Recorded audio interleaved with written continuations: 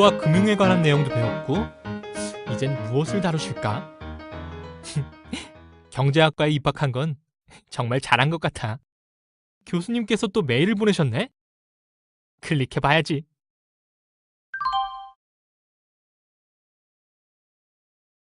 어? 이건 뭐야? 오늘은 글이 아니고 애니메이션을 보내셨네? 장기 생활 설계는 인생 항로의 항해 계획이라. 장기 생활 설계에 대해 얘기하고 싶으신 걸까? 어디 한번 클릭해보자. 장기 생활 설계는 인생 항로의 항해 계획과 같습니다. 목적지까지의 항해 계획을 치밀하게 세운 후 출발한다면 암초를 피해 조수와 풍향에 따라 진로를 조정하고 예기치 않은 악천 후에도 적절히 대응하면서 순조롭게 항해를 마칠 수 있습니다. 안녕하십니까. 오늘은 장기 생활 설계에 대해 다뤄보도록 하겠습니다. 자, 그럼 모두 온 것 같으니 수업을 시작해 볼까요? 이번 시간 학습에 열심히 참여하면 여러분은 장기 생활 설계가 왜 필요한지 설명할 수 있고 투자와 투기의 차이점에 대해 설명할 수 있습니다. 또한 재산을 늘리기 위한 금융상품의 종류와 그 특징에 대해서도 소개할 수 있게 됩니다. 잠깐, 이것은 여러분이 학습하면서 파악해야 할 키워드니까 수업을 진행하면서 꼭 기억하세요. 노후 대책은 젊어서부터 준비해야.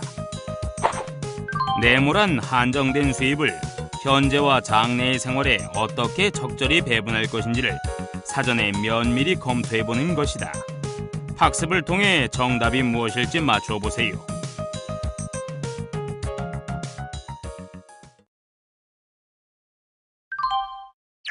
다 모였으면 수업을 시작하겠습니다.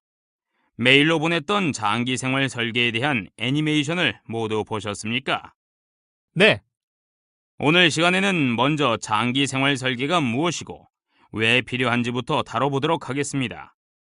평균 수명의 연장으로 은퇴 후의 생활기간이 점점 늘어나고 있지만 사회보장제도가 충분하지 못하기 때문에 장기 생활 설계 필요성은 절실히 요구된다고 하겠습니다.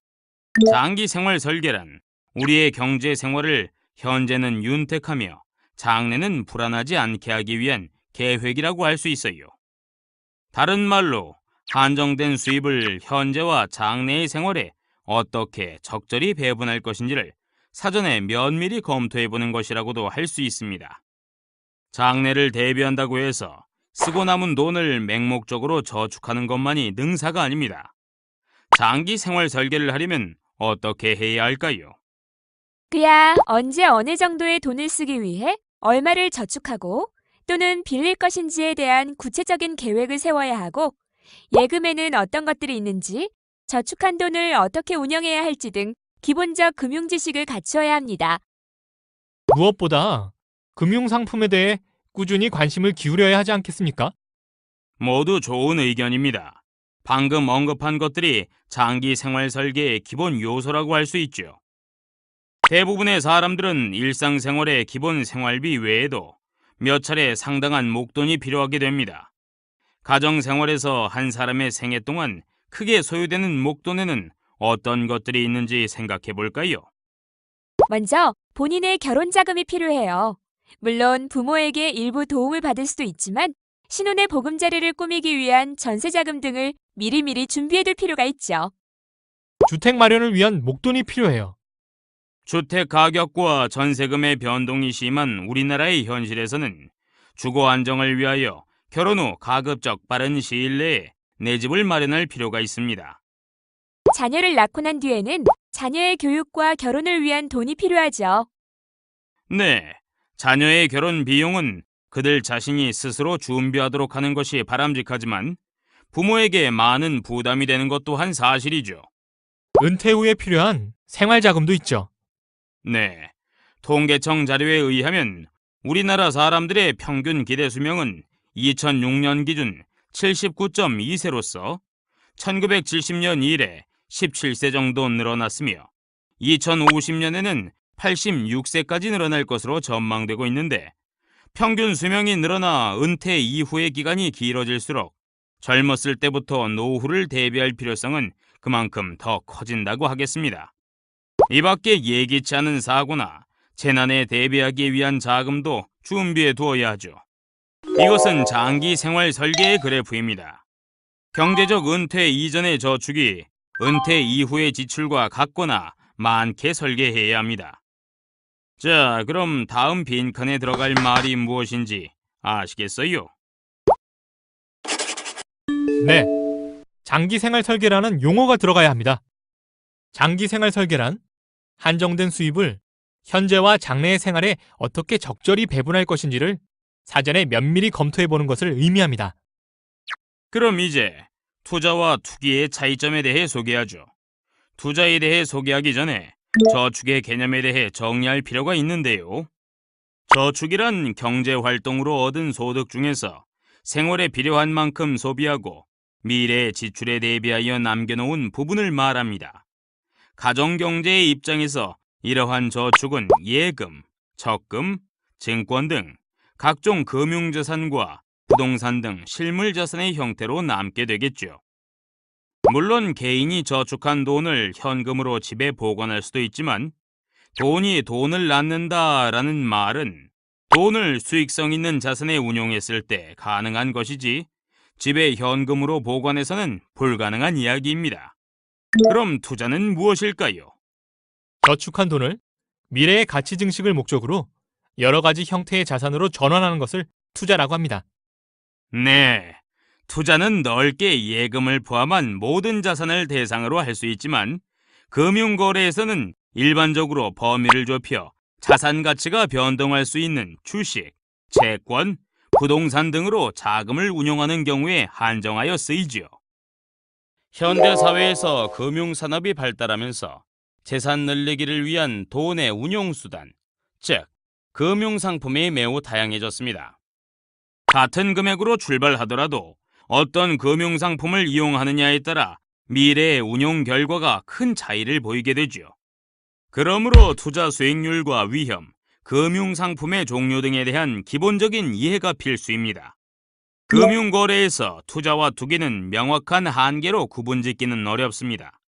투자가 자산 고유의 수익 이외에 자산 가격의 상승으로 발생하는 정상적 매매 차익을 얻으려는 목적으로 하는 것이라고 한다면, 투기는 우연히 단기간에 생기는 가격 변동을 이용하여 큰 이익을 얻을 목적으로 매매하는 것을 말하죠. 투기는 주식 투기와 부동산 투기 등의 다양한 형태가 있지요. 투기가 사회에 만연하게 되면 어떤 현상이 나타날까요?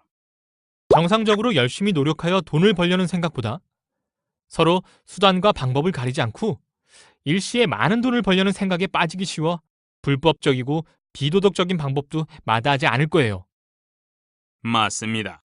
이러한 행위는 결국 나라 경제의 건전한 발전과 금융시장의 안정적 성장을 해치게 됩니다. 여러분은 재산 늘리기를 위해 금융상품을 선택할 때 어떻게 하겠습니까? 위험을 감수하고서라도 높은 수익을 추구해야죠. 전 위험을 회피하고 안정적인 수익을 추구해요. 네, 안전성과 수익성은 금융상품 선택을 할 때 중요하게 고려해야 할 부분이죠. 예를 들면 금융상품 중에서 예금은 원금 손실의 위험이 작은 반면 이자율이 높지 않아 수익이 많지 않습니다. 높은 수익을 얻기 위해서는 주식이나 신용 등급이 낮은 회사채에 투자할 수 있지만 이 경우엔 원금 손실의 위험도 함께 높아지게 됩니다. 투자에 있어 위험이 크면 수익이 높다는 기본 원리를 항상 명심해야 합니다. 투자를 할 때는 경기 상황, 투자하려는 회사의 영업 실적과 향후 성장 가능성, 경영자의 능력 등을 충분히 고려하여 투자하여 원금 손실의 위험을 낮추면서 많은 수익을 내도록 해야 할 것입니다. 금융상품을 선택할 때는 이처럼 안전성과 수익성을 고려하여 어느 한쪽에 치우치지 않고 다양한 금융상품에 적절히 배분하는 것이 바람직합니다. 포트폴리오 말씀하시는 거죠? 와, 정말 똑똑하시구나. 그렇습니다. 분산하여 투자를 하면 돈을 잃을 수 있는 위험은 줄이면서 적정한 수익을 얻을 수 있습니다. 실제로 포트폴리오를 구성할 때는 안전성과 수익성 이외에 황금성도 고려할 필요가 있어요. 부자는 예금만 할까? 네모란 고객이 맡긴 돈을 운용하여 생긴 이익을 받을 수 있는 권리를 표시한 증서이다. 학습을 통해 정답이 무엇일지 맞추어 보세요.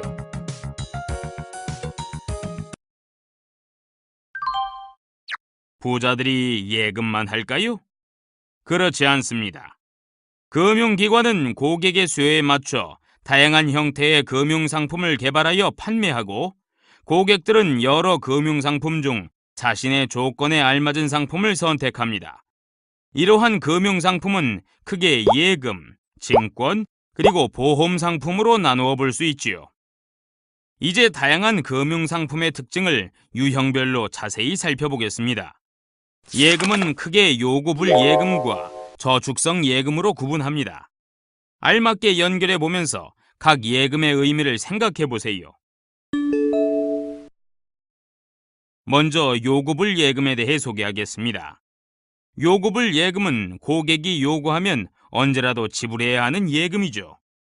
은행의 입장에서는 고객이 맡긴 돈을 언제 찾아갈지 예상하기 어렵기 때문에 그 돈을 기업에 장기간 대출해준다든지 해서 추가적으로 수익을 내기가 곤란해 낮은 이자를 주게 됩니다. 고객의 입장에서도 손쉽게 돈을 맡겼다가 찾을 수 있는 장점을 취하는 대신 높은 이자를 포기하는 셈입니다.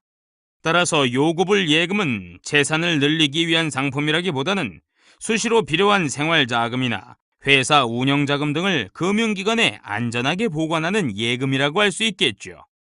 요구불 예금에는 개인이 많이 이용하는 보통 예금, 기업이 주로 이용하는 당좌 예금 등이 있습니다.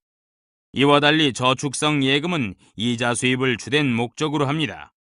저축성 예금은 돈을 불리는 목적에 따라 정기적금, 정기예금, 내 집 마련 상품으로 나눌 수 있습니다. 목돈 마련을 위한 정기적금은 일정 기간을 정하여 매월 정기적으로 일정한 금액을 입금하고 만기일에 원금과 이자를 받는 예금이에요. 만기 전에 중도 해지하면 애초에 받기로 한 것에 훨씬 못 미치는 이자를 받게 되므로 정기적금에 가입할 때는 자신의 수입 등을 고려하여 무리하지 않은 범위 내에서 적절한 입금액과 기간을 정하는 것이 중요해요. 정기적금은 은행은 물론 상호저축은행, 새마을금고, 우체국, 상호금융 등에서 취급하고 있어요. 목돈을 굴리는데 적합한 상품은 정기예금이죠. 정기예금은 금리를 미리 정하여 목돈을 금융기관에 일정 기간 맡기는 예금으로 보통 만기는 1개월, 6개월, 1년, 3년 등으로 다양하게 있으며 기간이 길수록 더 높은 이자율이 적용됩니다. 정기적금과 마찬가지로 만기 이전에 예금을 찾을 경우 가입 시 정했던 이자율보다 훨씬 낮은 이자율이 적용됩니다. 정기예금은 은행, 상호저축은행, 우체국 등에서 취급하고 있습니다. 저축성 예금 중에는 내 집 마련에 요긴한 상품도 있습니다. 주택청약예금, 주택청약부금, 주택청약저축 등이 이에 해당되는데, 이들 상품은 보통 가입하고 일정 기간이 지난 후 새로 짓는 아파트를 분양받을 수 있는 자격과 이자 소득에 대한 세금 감면 등의 혜택을 주고 있습니다. 이 밖에 장기주택 마련 저축은 이자 소득에 대하여 과세하지 않고 일정 요건을 충족하는 경우 주택 구입 자금을 장기로 대출해주고 있습니다. 좀 더 많은 수익을 얻고자 할 경우에는 어느 정도 위험을 안고 증권 상품을 고려해 볼 수 있겠지요. 대표적인 증권 상품으로는 어떤 것들이 있었죠? 이전 수업 시간에 잠깐 나왔었는데요. 주식과 채권이 있습니다. 그 외에 수익 증권과 같은 간접 투자 상품도 있어요. 아, 뭐야. 또 놓친 걸 이사장님이 알려주네. 에휴. 네, 맞습니다. 일반인이 주식이나 채권 등과 같은 금융상품에 직접 투자하려면 이에 대한 지식뿐만 아니라 주식시장 등 금융시장의 변동 상황을 늘 살펴보아야 하죠. 전문 지식이 부족하고 시간 여유가 없는 사람은 금융기관에 돈을 맡겨서 대신 투자하도록 하는 간접 투자 방법을 이용할 수 있는데, 간접 투자는 돈을 믿고 맡긴다고 해서 신탁이라고도 하죠. 신탁 상품의 수익은 예금 이자보다 높을 수 있으나 자산 운용의 결과에 따라서는 원금 손실이 날 수도 있으며, 이때 손실의 책임은 고객에게 있습니다. 또한 수익의 발생 여부에 관계없이 자산운용 회사 등에 별도의 보수료를 지급해야 합니다. 이러한 신탁 상품은 크게 수익증권과 뮤추얼 펀드, 그리고 금전 신탁 3가지 종류가 있습니다. 각각에 대해 자세히 소개해드리겠습니다. 먼저 수익증권에 대해 알아보지요. 수익증권은 투자자가 자산운용회사에 돈을 맡겨 그 돈을 운영하여 생긴 이익을 돌려받을 수 있는 권리를 표시한 증서입니다. 아하, 흔히 모모 펀드라고 하는 것이 바로 수익증권에 해당하는 거군요. 네, 펀드는 어떤 목적을 위해 돈을 모은 것을 의미하죠. 자산운용회사가 다수의 고객을 대상으로 돈을 모아 채권에 주로 돈을 운용하면 채권형 수익증권이라 하고, 주식에 주로 운용하면 주식형 수익증권이라고 합니다. 채권과 주식에 혼합하여 운용하는 혼합형 수익증권도 있습니다. MMF는 가입기간에 제한이 없어 황금성이 좋은 데다 일정한 수준의 수익도 기대할 수 있어 단기 자금을 운용하는 데 인기가 높은 수익증권입니다. 최근에 수익증권의 투자 대상이 금융상품뿐 아니라 실물 자산으로도 확대되고 있나 봐요. 부동산에 주로 투자하는 부동산 간접 투자형 수익증권과 선박 등 실물 자산에 투자하는 실물 간접 투자형 수익증권 등도 생겨나고 있더라고요. 네, 그렇습니다. 뮤추얼 펀드는 투자자에게서 돈을 모아, 즉 펀드를 만들어 운영한 후 투자 수익을 실적대로 돌려준다는 점에서 수익증권과 유사합니다. 제 생각도 같은 것 같은데 뭐가 다른 거죠? 뮤추얼 펀드는 자산운용회사가 펀드마다 하나의 회사를 만들어 관리하는 것으로서, 사람들이 뮤추얼 펀드에 투자하는 것은 돈을 주고 회사의 주식을 사는 것과 같습니다. 주식 발행으로 모은 돈을 채권형은 채권에, 주식형은 주식에 주로 운용하여 번 돈을 배당하게 됩니다. 일정 기간 환매가 금지되는 폐쇄형 뮤추얼 펀드는 유가증권 시장이나 코스닥 시장에 상장되어 있으므로 중간에 돈이 필요하면 주식시장에서 서류상 회사의 주식을 매도하여 현금화를 할 수 있습니다. 마지막으로 금전 신탁은 은행이 일반 예금과 분리된 신탁 계정에서 고객에게 팔고 있는 신탁 상품입니다. 자산운용회사의 수익증권처럼 투자 결과에 대한 책임은 돈을 맡긴 사람이 지게 되어 있지만, 그 대신 일반적으로 은행에서 주로 취급하는 예금 이자보다는 좀 더 높은 수익을 받을 수 있지요. 아, 은행에서 일반 예금과 구분하기 위해 이러한 신탁 상품을 실적 배당 상품이라고 부르고 있던데, 맞아요? 아, 네, 그렇죠. 자, 그럼 다음 빈칸에 들어갈 말이 무엇인지 아시겠어요? 네, 수익증권이라는 용어가 들어가야 합니다. 수익증권이란 고객이 맡긴 돈을 운용하여 생긴 이익을 받을 수 있는 권리를 표시한 증서입니다. 이번에는 보험에 대해 다뤄보겠습니다. 보험의 의미는 대부분 알고 계실 겁니다. 한 번 더 정리하면 보험이란 기본적으로 예기치 않은 사고나 재난으로 인한 경제적 손실을 보존할 목적으로 많은 사람의 분담금을 모아서 공동 준비 재산을 마련하여 불행을 당한 사람에게 약정된 금액을 지급하는 금융상품입니다. 보험의 종류에 대해 아시는 분 있나요? 네, 제가 설명해 보겠습니다. 크게 생명보험과 손해보험이 있습니다. 생명보험은 질병, 사고, 장애, 사망 등으로 개인이 소득상실 위험에 처했을 때 보험금을 지급하는 금융상품이며, 손해보험은 화재, 도난, 사고 등으로 재산상의 손해를 입었을 때 보험금을 지급하는 금융상품입니다. 정확히 잘 설명했군. 보험에 가입할 때에는 소득 수준과 금융상품에 대한 자신의 성향 등을 신중히 고려하여 자신에게 필요한 상품을 선택해야 합니다. 중도의 보험을 해약하면 해약 환급금이 납입 보험료보다 적을 수 있으므로 일단 보험 상품에 가입한 후에는 장기간 유지하는 것이 바람직합니다. 이는 납입한 보험료의 일부가 다른 가입자에 대한 지급 보험금으로 이미 사용됐을 수 있기 때문입니다. 일정한 장소에 고정되어 존재하고 있는 토지나 건물 등을 무엇이라고 하는지 아십니까? 그야 부동산이라 부르죠. 네, 너무 쉬운 질문을 했나요? 부동산 투자에 따른 수익은 해당 부동산을 빌려주고 받는 임대 수익과 부동산의 가격 상승으로 얻는 자본이익 두 가지로 나누어 볼 수 있죠. 부동산 투자는 큰 금액이 소요되고 황금성이 떨어지기 때문에 접근하기 쉽지 않았지만 최근에는 이러한 점을 보완하기 위한 부동산과 금융을 접목하는 시도가 많이 나오고 있습니다. 아, 리츠라는 상품이 이에 해당하는 거죠? 네, 리츠 외에도 부동산 간접 투자용 수익증권이라는 상품이 있습니다. 이들 상품은 금융기관이 가입자들의 돈을 모아 부동산에 투자하고 그로부터 얻은 운용 수익을 가입자들에게 나누어 주도록 설계되어 있어요.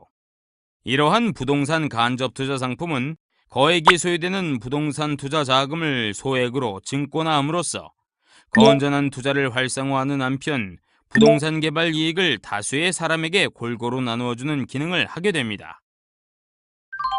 그럼 오늘 학습한 내용을 확인해 보시겠어요? 문제를 잘 읽고 알맞은 답을 선택해 보세요.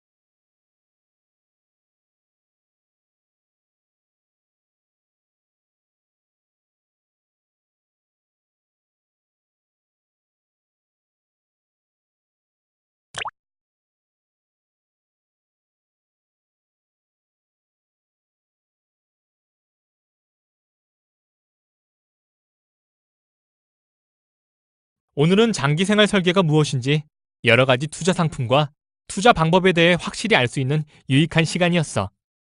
잊기 전에 정리해보자.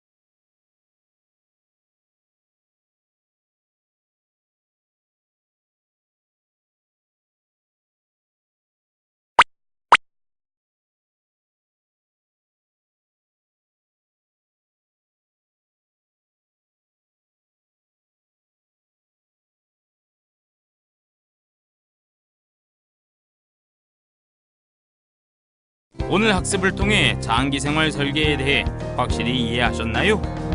다음 시간에는 재산을 어떻게 늘리는지 소개하겠습니다. 다음 시간에 다시 만나요.